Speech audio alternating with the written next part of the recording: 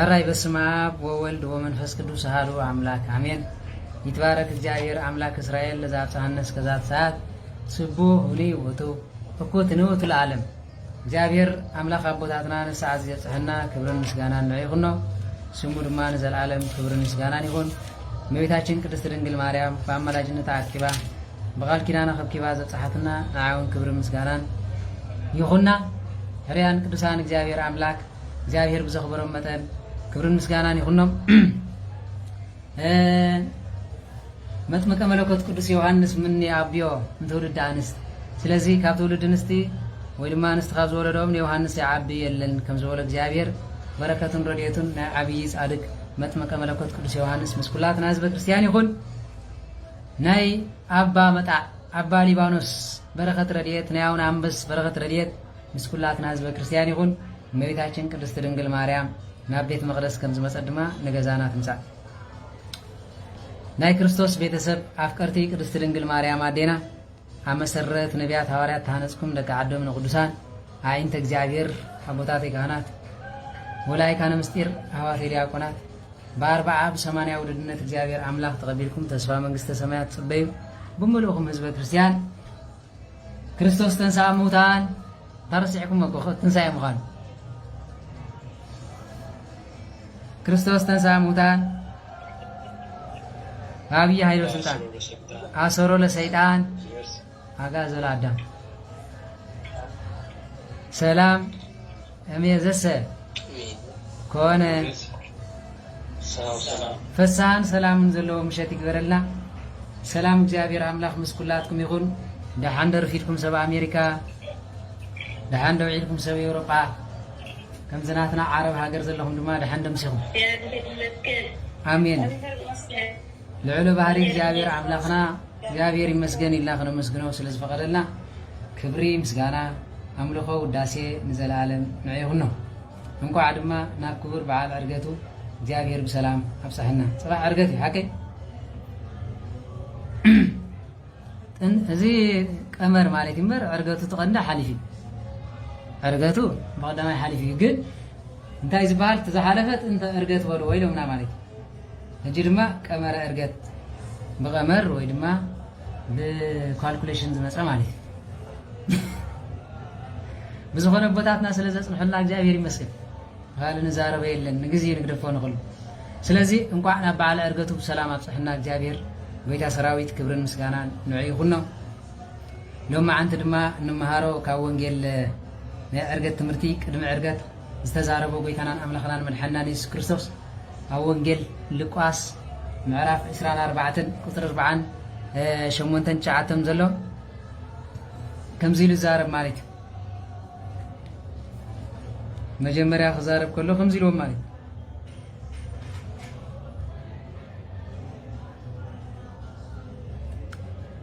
ويبل كما هو صوف كاب 46 مالتي ويبلهم كما هو صوف كما يتقتل كريستوس ويتنس من موتان بثالث ثلاث غيتانان ملحنا نيس كريستوس ود سبكم موت نعر ثالث تختنس صحفي بلين ويسبكو بسمو لنسا ولا هدقت ኃጢአት ለኩሉ አይዛብ ይዘሙ ኢየሩሳሌም ንሱምስ ሞተ ድማ በጎይታናን መድሓናን ኢየሱስ ክርስቶስ ንዑስ ዕብዎ ዝነበሩ ንኹሉ ዓለም ብስሙ ክሰብክዮም በረ ስለዚህ ቅድሚ ሞቱ ቅድሚ ዕርገቱ ተዛረበ ቃል ነዚ ነይሩ ስለዚህ አንቱምሰ ሰማዕቱ ለዝንት ንስኻትኩም ግን ነዚ ሁሉ ምስክር ኢኹም ንዕርገተይ ንሞተይ ንዕርገተይ ነው ንስኻትኩም ምስክር ኢኹም وبصا ነገሮም ውስጣጽናፈ ምድር ዝበለ ነዚ ነው ምስክሮም ድማ ኣብ ኩሉ ዓለም ተሰምዐ ስለዚህ ነዚ ሁሉ ንስኻትኩም ታይኹም ማለት መስኻኽሪኹም ወናው አነ ይፈኑ ተስፋው ላውየ ላሌኩም አንቱም ሰንበሩ ሀገረ ኢየሩሳሌም እስመ ተረክቡ ወይ ድማ እስከ ትለብሱ ኃይለ ማርያም ክንደይ ደስ ትብል ያሕዋተይ ዛቃል ዚኣ ን15 ደቂቃ ክንመሃር ማለት ስለዚህ አነ ከአባይ ተስፋ መንፈስ ቅዱስ ወይ ድማ ተስፋ ከሰደልኩም ይል መንፈስ ቅዱስ ፍጹም አምላክ እዩ በአካል ድማ ፍጹም አካል አለው እግዚአብሔር አብ ፍጹም አካል ፍጹም መልክ አለው እግዚአብሔር ወልድ ፍጹም አካል ፍጹም መልክ አለው እግዚአብሔር መንፈስ ቅዱስ ከሙ አቦ ስለተባለ ከወልድ አይዓብን ከመንፈስ ቅዱስ አይነስ ወልድ ውልድ ስለተባለ ከእግዚአብሔር አብ አይነስ ከመንፈስ ቅዱስ ድማ አይዓብን መንፈስ ቅዱስ ድማ ሰራጽ ስለተባለ مسأبن مسولد المنفس قدسن تخكلي بمنتاي بسلطان بباري بملكوت بأجازا بفقاد نايز عالم زيا هبره الله يوم يسلس بأكارات ويتواهد بملكوت زبلون زي سلازي بهالله يوم حدا بملكوت حدا خون خلو بسم بقبر بأكار قال لي أبن ولد أباب زلو ولد لو منفس قدسال أب نبيات حديرو تنبيت ززارة بمني منفس قدس أب دبنا خوينو استزارة بمني እግዚአብሔር አብ በቆመተ ስጋ አብ ይርዳነስ መጸመኒ እግዚአብሔር ወልድ ምስጋ ተዋሂዱና አብዛ ምድር በመምጾ ስጋ ስለዘለበሰ አምላክነት ይገደፈን ፍጹም አምላክ ፍጹም ሰው ክብር ምስጋና እንዳይሆን ስልጣኑ ግን ምስአብን መንፈስ ቅዱስን ማዕረይ ህላዊው ምስአብን መንፈስ ቅዱስን ማዕረይ እግዚአብሔር አብ ደበና ኮይኑ ስለተዛረበ አካሉን መፍላይ ድምጽን መስማዕ ተዘይ ኮይንበ ስልጣኑ ምስ ወልድ ምስ ስጋ ዘለበሰ ምስ ረቂቅ መንፈስ ቅዱስ በአምሳለ ግን ፍልል ይብለው መንፈስ ቅዱስ ድማ አብና ወልድን ህልዊ አብ ህልው ከም ዝኾነ ካብ አባይ መንፈስ ቅዱስ ፕራክሊታስ ክሎ ኸልኩም የዝብል ቃል ስለዚህ መንፈስ ቅዱስ አብ ህልው ዲኮነ እወ ካብ አብ ይሰርጽ እንዴ አብ ወልድ ኸልው ዲ እወ መንፈስ ቅዱስ እኖ ምስ ወልድ ኸልው ዲ ህላዊም አሎ ዲ እወ ፍልን ፈሓት ገይሩ ድማ እንኮ መንፈስ ቅዱስ ተቀበሉ ወለይ ስላሴ ማለት እዚ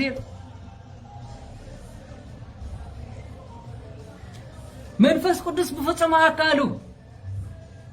ፍጹም ዲ እወ ካላይ ዝኾነ ፕራክሊታስ ክሎ ኸልኩም ይሉ በአምሳለ ሰዓት ድማ በሐዋርያት ወረደ ይሉ ክብር ምስጋና እንዕየቁና ምስጢረ ስላሴ ተንቲንካ መማር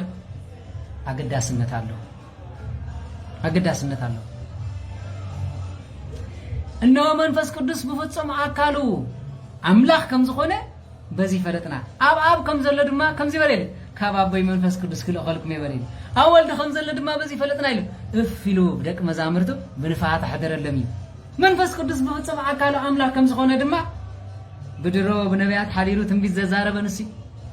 ናሐዋርያት እነሆ በአምሳል ነበልበላ ወሪዱ ድማ ኃይል ዘጽልዑ ንሲ ተባዓት ቆራጻት ክኾኑ ዝገበሮም ንሲ ንበዓል ቅዱስ ጊዮርጊስ ድማ ንሰማዕትነትን ፍጹማት ንስህለት ከይፈርሑ ኣብ ቅድሚኦም ተባዓት ዝገበሮም ድማ ንባዕታውያን ምርዓ ኮይኖም ምስ ጎዳጉድን ምስ በዓትን ምስ ሓጣውንትን ክቃለስ ዝገበሮም መንፈስ ቅዱስ እዩ ስለዚ አብ ዘሎ ወልድ ሎ መንፈስ ቅዱስ አለ ህላዊኦም ሓደ ስለ ዝኾነ መንፈስ ቅዱስ አምላክ ዲኮነ እዩ ነቢያት በመንደም ዛሬው ንርም መንፈስ ቅዱስ እግዚአብሔር አምላክ አይኮነ እግዚአብሔር አምላክ ፍጹም አምላክ ዲኮነ እዩ ለዓለማት እግዚአብሔር ድማ ከምዚ ገበረ ሰማይን ምድርን ፈጠረ እግዚአብሔር ወልድ አምላክ ዲኮነ እወ من مسكيرو هواريا من توماس ጎይታዬን አምላኬን መድኃኒዬን በለ ስለዚህ አምላክ ዲኮነን ኢየሱስ ክርስቶስ አምላክ ዲኮነን እዩ ቶማስ እንታይ ዝበለ ኣብ ጎድኑ ዘሎ ቀዳድ ኣብ ኢዱ ዘሎ ሽንካር ኣብ እግሩ ዘሎ ውጋእ ከይረኣኹ ይኣምን ስለ ዘሎ ቶማስ ኣማን እምበር ዘይኣማን ይትኾን ናቅረብ ዳስስ ኢዱ እቱ ምስ ኣበለ ድማ ቆረ ኢሉ አምላኬን መድኃኒዬን አይገርምኩም ስለዚህ ድማ እንዳልኩም አማላጅ ገርኩም ዘለኩም ማለት አማላጅ ማለት ለማኒ ማለት ያም እንዳልኩ ለምንልኩም አህዋት አይ ያታልብ ዝዓወረ ከተረዳው ከቢድ ልብ ዝዓወረ ከተረዳው ከቢድ ስለዚህ እግዚአብሔር አምላክና ምስጋኑ ካብ ባዕሉና ዝገብሮ ንሱ ንደቅ ሰባት ክምህግን ልመና ክምህር ከሎ እንታይ ኢሉ ማለት ኦ አቦይ ዝብሎን ዝገብሮን አይፈልጥን እሞ የረበሎም አቦ ዝበሎ ካብ አብ ከም ዝተወልደ ቅድመ ዓለም እነሆ ተቀዳማይ ልደቱ ዝነበረ ዳሕራዋይ ልደቱ ንምስካር ዳኣሉ እምበር እግዚአብሔር ወልድ ስለዝተበለ أب سلسة بهالة أبو سلسة بهالة كولد يعب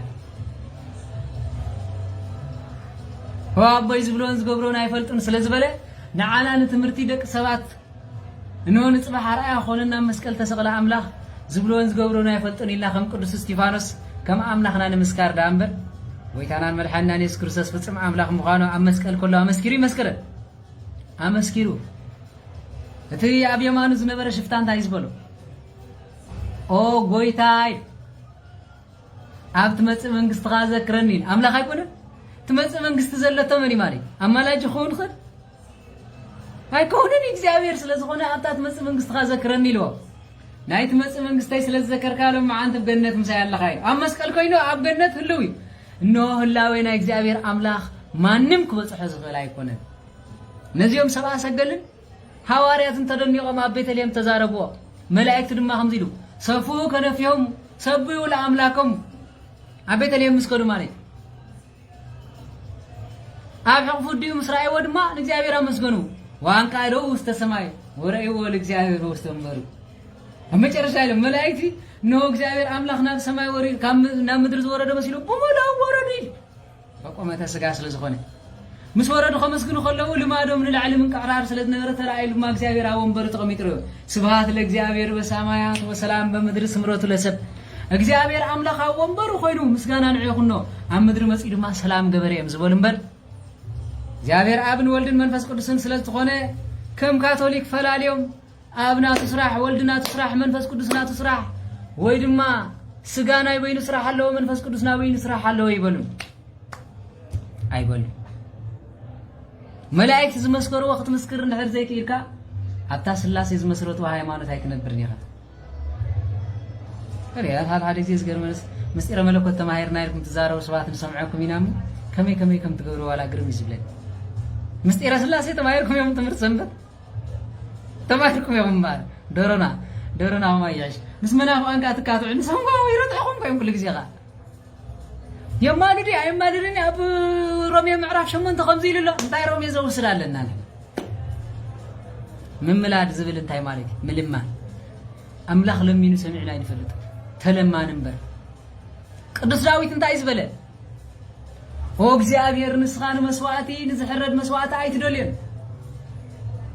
ተትደልየ መቅረብ ኩልካይዶ እግዚአብሔር ከንታይዶ መስዋዕት እንተዘድልየኒ ዝሕረድ እንተዘድልይኒ ካባኻይ ምለመንኩን زين كلن إرابات سماي إرابات مدرن عساتات بحرن عواف سماتن زي أيوتو تملكت جنزة يوم كم مسوات مقرب كنا يريدو تاريخ جاهير أملاخ يلمن المبر نمكن من كل من اليوم زي أيوتو كل جاهير هاي عادي منافق دفن لبغان هالرادي أبلس دفن أبي الوقت ردين فراق لي تسمع أرزي أرجت زبال نزير إخان سمع كان مسكان نسخاتكم قلنا نزين تاعهم يلو مسكريهم أنا نايم منفس قدس مسكريهم هاي نايت أنقال عليكم زير خزارة مسيرة ملكوتي غير إيه تمام بتاعت ناس كرم لكم هذا عارف زي مسيرة ملكوت صفو جرنا نزارة بصفو جابير بصفقة لنا هاي ما نتعبوا وقعد كات نداولكم دام بكم مس نتحارب منافعان غيركم سخون مسأنا يكون معي تم من كريستيان دما دل أب ولد منفس قدس سلزبلنا سم جبري قال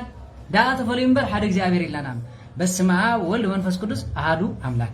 አብን ወልድን መንፈስ ቅዱስን ተበላ ሓደ አምላክ ማለት ሰለሱ አካላት ወይ ተዋህድ መመለከት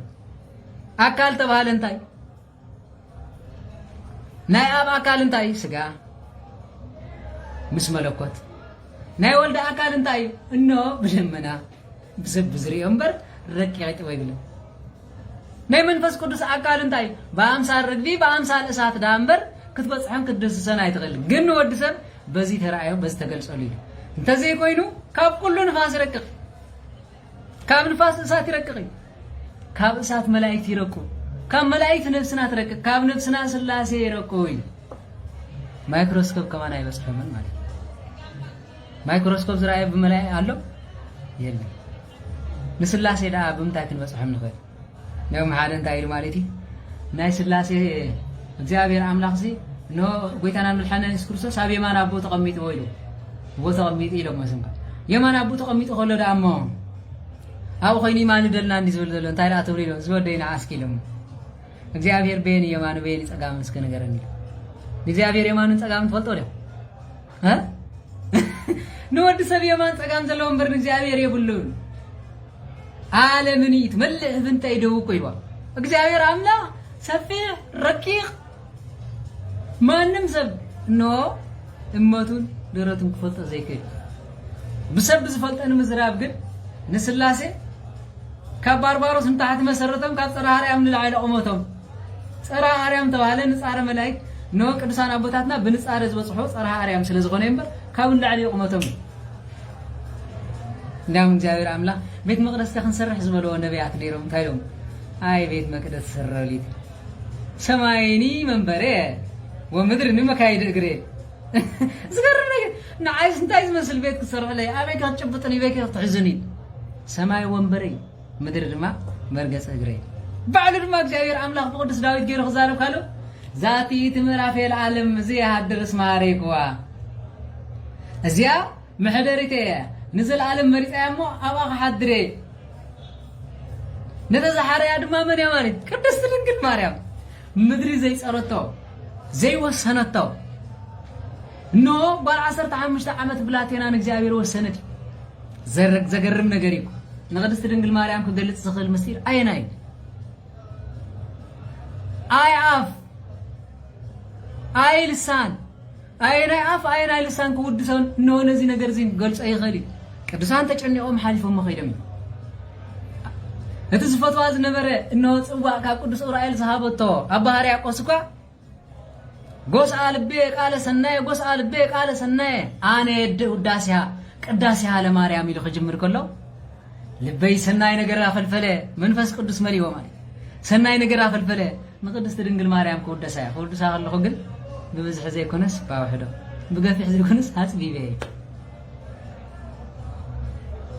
ቅዱስ ኤፍሬም ትፎትዎ ንቅዱስ ኤፍሬም ወድሰን ክበሃል ከሎ ነዚ ጸሎት እመቤታችን كود سايل خجمر كله مجمريا كود سكي وداسي خم حساب حرب سحلي كم قاقط سمي دم قلة تزري بس إلى ما جمعنا محرت هدينا خان تايلات سلام لك أو إفريم فقر ودي هات من فس قدس ملكا إفريم كميل لخا سلام جابير علو مسليش أمي ودسني لوا سكول ودسني أما جرشا كود سايلو دس يبلون يرو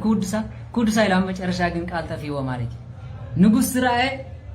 فرد خمسة أخو حيال رأي حيل خمسة أخو قدوس إبراهيم دماغ أجاك منفس قدوس مولان مبيتها جينا أنه محدر منفس قدوس لزخونت ملكوت ما صارت لزخونت نجزاوير أملاخ سلز ولدت كزارة بايكاله مخنيازو كابو تعبساس لزخونت فارق الوديساتي زي كلو إي سماويان ومدراويان مدراويانين سماويانين وديسون عخزك على خميجره من تايدا صويه كاني لات ودسن قدي بالكان زكما على بوك منفس قدوس بقدر كان اي ودسن يخطب له الله نسخون تايروا مالك امي نات كوداس زي كونه سلام تا خيترفا ما صن نبر حسانه سراسريو بينا ادمنا بيت يمصا خبرخت الله قد بارخني نيلصابيت مسبصاكيا ما صنات نبر حسان يوحنس مطمق ملكوت أنفر هذا بوست ما هي أنا كويس.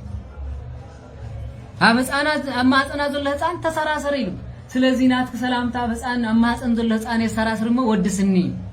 إنه بارخني لوا. بركة أول من فسق الدسيه دركا. بركتنا أبنا أول من فسق الدسيه دركا. وبركته يهدر بلايلك. بركته يدم ما دركا مسولته. فقد أجزي أبو زول آدم زنا وتكوزل أبو أبو زتكات منبرو سالي لنا قدس تملكت اسكي من بس قدس زعاد رزيلي زار እግዚአብሔር አምላክ ነትብኹነነ ተአሲሩ ማዕጣት ወዲቑ ዝነበረ አዳም ካብ ዝነበረ ክፈትሖ ስለዝደለ አባኻ ሓድር መረፀ ኦ ድንግል ንአዳም መድኃኒቱ ተስፉ ንስኺኺ ንሔዋን ድማ ንጭንቀታ መፍትሒ ንስኺኺ ንዓይ እውን ካብ ኃጢአት ከድሕነና ካብዚ ክባለና ድንግል ለምንልና ኢልዋ እምበር እግዚአብሔር ይወድስ ምን ይኸል ንመንፈስ ቅዱስ ክትዛረብ ትኽእል ኣብ መጨረሻ ግን መንፈስ ቅዱስ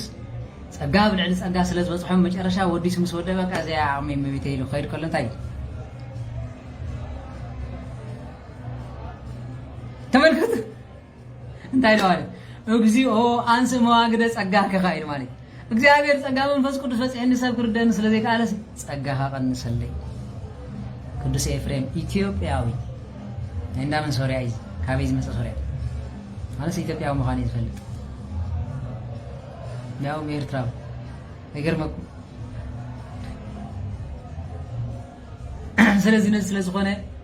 እግዚአብሔር አምላክ መንፈስ ቅዱስ እንታዩ አምላክ እግዚአብሔር አብ እንታዩ አምላክ እግዚአብሔር ወልድ እንታዩ እግዚአብሔር ኮን ብለና አምላክ ወልድ አብ ወልድ መንፈስ ቅዱስ ስለተባለ አብ ወላድ ተባይል ነው ጽባዕ ወልድ ተወላድ መንፈስ ቅዱስ ሰራጽን መባል ዳምበር ንስም ስልጣኖም ባህሪዮም መለኮቶም ሓደ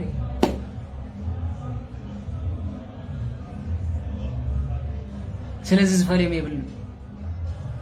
አብ ናይ በይኑ አካል አለው ወደ ወለው በደመና خزارብ كله ሪና ይለ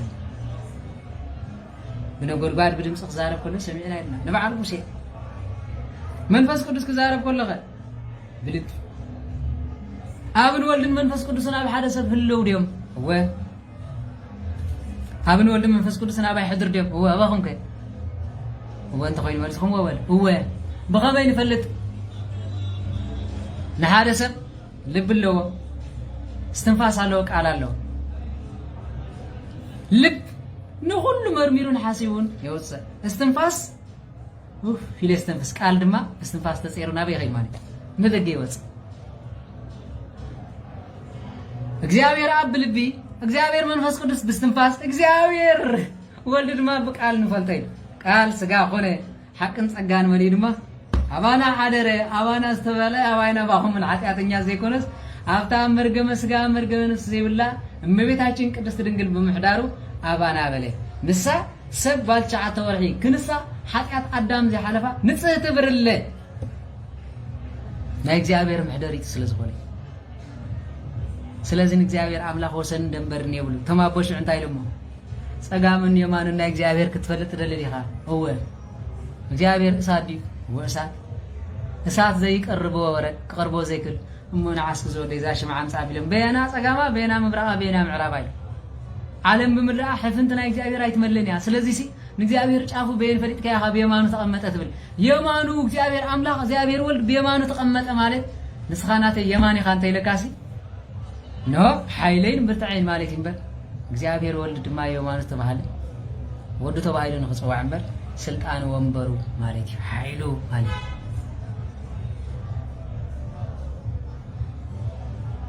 ክልተ ቃላት ክነግረኩም የመጨረሻ መላእክት ካብ ምድሪ ናብ ቤተልሔም ኮርዱ ከለው እንታይ ኢሎም ስብሐት ለእግዚአብሔር በሰማያት ክብሉ ከለው ወሰላም በምድሪ ሰላም ኣብ ምድሪ ክገብር ዕርቅ ክገብር ክስቀል ክመውት ጣዖታት ክድምስስ ስለዝመፀ ሰላም በሊ ስብሐት ለእግዚአብሔር ተባለ ግን ኣብ ወንበሩ ካብ ወንበሩ ከይወረደ ኣብ ማህፀን ድንግል ምሕዳሩ ብጣዕሚ ረኪር من كوص حيفا فصحوا تقولوا نزي عقلهم سبب منافقان دما كم جزء نقولتنا من الحنا يسكرسس جوزازيهم نأكلهم سجوا من مسدي أبلس تأثيرهم زلوا بس نزي سلز خنا نحنا كنسعبهم كنزاربهم أي بباني اللو نعم حركة يردلهم أنا دما أبهاي ما نحنا اسمعنا سلز خنا ينبار نهوارات دايلهم نسخات قمقم حيلي كاو أريام سقاب ترخبو كاو يرسالم كي توصو حواتي كاو بيت الكريستيان كي ترعكم حيلي كاو بيت متس كاو እግዚአብሔር أبين تسنحكا أبيت እግዚአብሔር أبيت እግዚአብሔር زوص حيلي እግዚአብሔር يقول تابوت النحر بيت الكريستيان جزيها نحر كوريخا خنت جزيها حيلي እግዚአብሔር كله كاخر يلا نسم እግዚአብሔር كله كاخر بسبات مالي ها سلازي حيلي كاو أريام سقاب ترخبو كاو يرسالم كي توصو كابيت بيت صلاه وصيو صلي صرغيا زخيد እግዚአብሔር ኃይል ከገለጸ ኸ እግዚአብሔር አምላክ ስብኸሉ አለው ስለዚህ ጽርጊያ በሰማ ፈረደው ይልካ ጎይታ ኢየሱስ ይምባል እግዚአብሔር ምስባኽ ክብሪው አይኮነን እንኳን ንስሲ በገቢር በጊዜ ገቢር ለእግዚአብሔር እግዚአብሔር ዝገብረሉ ጊዜ ንኹልለው ሰብ ክብርለው በኽብሩ ድማ ንኹለት ገልጸሉ ይላል ስለዚህ መንግስተ ሰማያት ቀሪባ ያመኑ ሰሓቶ ወብል ከለ ዮሐንስ አጠፊ ዝነበረ ዓለም ዳበለንበር ደወል ጎይታ መጽኢሎ ሃሌሉያ ኢየሱስ ጎይታ ይበል ዝብል እዚኦም ንባዕሎም ጎይትነት ኣምላኽ ዘይተረድኡ ሓይሊ ድማ ይብሎምን ኣብ ጽርግያ ስለ ዘለው ሓይሊ ካብ ኣርያም ስጋ ትረኽቡ ዝብል ነገር ግን ክርደና ይግባእ መንፈስ ቅዱስ ካብ ሰማይ መጽኢ ስጋ ምስጢር ዝገልጸሎም ሐዋርያት እኮ ሃዲሞም ዝነበሩ ነይሮም በትንሳኤ መጽኢ ረጋጊጾም ሓደ ገኖም ክጽልዩ ጀመሩ እንዳጸለዩ ከለው ድማ እግዚአብሔር አምላክ መጽኢ ሰላም ንዓኹም ይኹን ኢሉ ሰላም ገይሩ አረጋግጦም ካላይም ጰራቅሊጦስ መንፈስ ቅዱስ ስጋ ዝለኸልኩም ካብዚ ከይትወጽኡ ያው ጰራቅሊጦስ ምስኮነ ኸነ መሃሪና ነበር ጰራቅሊጦስ ምስኮነ ኸነ መሃሪና ነበር ደስ ብል ምስጢር ድማ ድሕሪ 10 መዓልቲ ናይ ጰራቅሊጦስ ነገር ማለት ክመጽእ ከሎሲ እመቤታችን ዘይብልኸ ጰራቅሊጦስ አለዲ የለን ዘሎ ዝመስሎም አለው በቃ እመቤታችን ድሕሪ ዘይ ንእመቤታችን ዘይሰገደ በአማላጅነታ ዘይአመነ እግዚአብሔር ሙሱ ሁሉ ይክልኒ በፍጹም ተአምር ማለት እንዲያም ካብ ዝገርመኩም ጰራቅሊጦስ መንፈስ ቅዱስ ክወርድ ከሎ እመቤታችን ድማ ማእከሎም ነበረት ይሉ ሰውዕኹን መሃሪ ስለዝኾነ ሓይሊ ክትረክብ እንድሕር ኮንካ ኣብ ቤት ጸሎትካ እዩ ረድኤት ክትረክብ እንተኮይኑ ኣብቲ እግዚአብሔር ኣምላኽ ቁም ዝበለካ ይምጽናዕ ፈትሉ ማዕተቡ ዘይበተኸ ክርስቲያን ጠፍዩ ኣይጠፍን እዩ ንስሓ ዝኣተወ ክርስቲያን ጠፍዩ ይጠፍን እዩ ስጉን ደሙን ዝበልዐ ጠፍዩ ኣይጠፍን እዩ ስለምንታይ ሓይሊ ካብ ኣርያም ስለ ዝኾነ ኣርያማዊ ማለት ድማ ኖ ናይ እግዚአብሔር ናይ መለኮት ሓይሊ ወይ ድማ ካብ ላዕሊ መንበሩ ማለት ስለዚህ ካብ እግዚአብሔር ዝረኸብናይ ሓይሊ ክጠፍቕል ኣይኽእል መስ እግዚአብሔር ምስለነ ምኑ ይተዋቀሰነ ዝበለ ነቢ ኢሳያስ ብርሃነ ዓለም ቅዱስ ጳውሎስ ነዚ እግዚአብሔር ምሳና ተኮይኑ መን ይትኽእለና ዘበስራይ ተመልከቱ አባ ጊዮርጊስ ዘጋስጫኻ እመሰ እግዚአብሔር ምስለነ ምኑ ይተዋቀሰነ ዘበስራይ በኩንያው በጸባይክ ርጸታ አናብስትኒ መስሎ ይከውን ከመ ርጸታ ከልብ ርጸታ አናብርትኒ ይከውን ከመ ርጸተ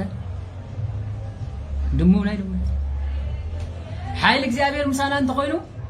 ርጸታ አፍራስ ወይ ድማ ጉያን አንበሳ ከም ናይ ከልቢ ጉያ ናይ ነብሪ ድማ ከም ድሙ ነምሩ አርፊናቶም ድማ ከም ሳዕሪ ስለዚህ እግዚአብሔር ምሳና እንተኮይኑ መን ይዝኸለና እዩ ስለምንታይ እግዚአብሔር ምስኡ ዝኾነ ጰራቅሊጦስ ምስኡ ዝኾነ አይወደቀን ስለዚህ ሓይሊ ካብ መን ያድርገብ ካብ እግዚአብሔር ካብ ስጉን ደሙን ካብ ንስሓ ካብዚ አይትውጹ ካብዚ እንተ ዘይወጽኹም እግዚአብሔር ድማ ሓይሊ ብልዕሊ ሓይሊ ክስኸኩም እዩ ገድሊ ካብ ምስማዕ ተኣምር ካብ ምስማዕ ጸሎት ካብ ምግባር አይትረሓቁ ካብ ቤት እግዚአብሔር ማለት ቤት እግዚአብሔር ህንጻ ጥራይ ከይመስሎት ቤት እግዚአብሔር መጻሕፍቲ ቤት እግዚአብሔር ስለምንታይ ናይ እግዚአብሔር ቃል ኣብኦም ስለዝርከብ ኣብኦም ስለነብር ክርስቲያን ተኣከብሉ ቤት እግዚአብሔር ስለምንታይ ቃል እግዚአብሔር ስለዝስበኽ ቤተ ክርስቲያን ቤት መቅደስ ናይ እግዚአብሔር ቤት ስለምንታይ ስጉን ደሙን ተፈቲቱ ሓይሊ ዘበለ ብሙሉእ በረኸት ዘበለ ስሬት ዘበለ ካብኡ ስለንረክ መንበሪና ገዛና ቤት እግዚአብሔር ስለምንታይ ክርስቲያን ተባሂልና ብሓባር ነብረሉ ተባሪኽና ንኸደሉ ስለዝኾነ ማለት ንወድኻ ንደቅኻ እግዚአብሔር ብሰላም ይውዕል ካብ ሰላም ይውዕል ክትበሃል ስለዝኾነ ሓይሊ ካብ ኣርያም ክንረክብ ተኾይና ካብዚ ማለት ስለዚህ ካብ ዲስኮ ዝርከብ የለን ካብ ካልእ ዝርከብ የለን ሓይሊ ካብ ያ ማለት ካብ ኣርያም ንመን ኢኻ ትረኽቦ ማለት ሓይሊ ካብ ኣርያም ስጋ ትረኽቡ ካብ ቤተልሔም ኣይትውፁ ቤተልሔም እንታይ ማለት ቤተልሔም ማለት ቤትላኼም ዝበሃል ብቋንቋ ዕብሪ ላኼም ማለት ሕምባሻ ባኒ ገለ ማለት ላኼም ቤት ማለት ድማ ቤትላኼም ማለት ድማ ቤት ሕብስቲ ማለት ብዓረብካ ቤትልሔም ልሔም ማለት እንታይ ማለት ስጋ ቤት ማለት ገዛ ቤተ ስጋ ማለት ስጋ ወልደ እግዚአብሔር ሕብስት ወልደ እግዚአብሔር ዝርከበሉ ንሱ ስለዝኾነ ካብኡ ኣይትረሓቁ ማለት ኣማናዊ ሕብስቲ ምሳሌ ሕብስቲ ዝበሃል ኣማናዊ ሕብስቲ ብኻህናት ብሩክ እግዚአብሔር ተባሂላ ብቅዳሴ ተቀዲሳ ትመጽእ ስጉ ወልደ እግዚአብሔር ኣምሳላ ትበሃል ዘላ ድማ ጽዋዕ እያ እዛ ምሸት ንገብራ ኣምሳልናታ እያ ቄምን መቐልን ዘለኩም ኣይትብልዑ ስለዝኾነ እግዚአብሔር ኣምላኽ ካብ በረኸቱን ካብ ረድኤቱን ኣይርሕቐና ነዚ ዝመስል ትምህርቲ ዝመሃረና ድማ እግዚአብሔር ክብርን ምስጋና ንዑ ይኹኖ ስለዝኾነ ስጋብ ሎሚ ኣብዚ ተጻሓሓፉ ዘለኹም ዋላ ሕቶ ገለመለ ዝምልሰልኩም የለና ኣነ ዝምር ዘለኹ ኣነ ዝዛረብ ዘለኹ እምበር እቶም ካልኦት ክትሰምዑ ጥራሕ ዝምልከቶም ኣብዚ ሓቲትኩም መን ዝግደሰልኩም ንስኻትኩም ድማ ክትምልሱሎም ኣይግባእ ነቶም ኣብዚ ጽሑፍ ንስኻትኩም ክሰምዒኹም መጽኦም በር ክትምልሱ ይመጻኹ ትምልሱ ማእስ መስለኩም ተዋሃበኩም ሕቶ ንዓኹም ምስኹ ንዓይ ክሓትት ትደሊ ድማ ቴሌፎን ኣለዎ ኢሜይል ኣለዎ ኩሉ ኣለዎ ብኡ ክሓትት ትኽእል እዩ ስለዚ እቶም ካልኦት ትምልሱ ዘለኹም ንባዕሎም ጌጋ መልሱ ዝበለ የለ ስለዚ እግዚአብሔር ኣምላኽ በረኸትን ረድኤትን ዘሕድረልና ክብርን ምስጋናን ንዕይኹኖ ካብ ቤቱ ኣይርሕቐና ንኻህናት ካብ ቤቶም ንገዳማውያን ካብ በዓቶም ንምእምናን ድማ ካብ ቤቶም ካብ ቤት እግዚአብሔር ኣይወፀልና ዝመሃረና ዝገሰጸና ክብርን ምስጋናን ንዕይኹኖ ወስብሐት ለእግዚአብሔር ወለወላዲቱ ድንግል ወለመስቀሉ ክቡር ይትአኮት ወይሰብሐ ስሙ ለእግዚአብሔር አምላክነ ወትረ በኩሉ ጊዜ ወኩሉ ሰዓት